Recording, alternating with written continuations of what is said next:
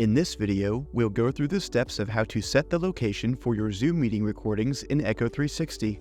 First, navigate to Echo 360 and click on the gear icon at the top right of the screen. In the list of options that appear, click on the Account Settings button.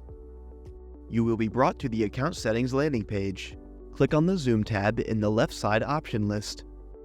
At the bottom of the page, you will see a list that contains all of your current Zoom meetings. You will also see a column titled Echo 360 Section, where you can choose which course section in Echo 360 that you would like for the meeting recording to be published to. To do so, click the drop-down menu and select your course section to publish the recordings to. After making your selection, click the Save button at the bottom left corner of the list to finalize it. You have now successfully chosen the course section location for your Zoom meeting recordings.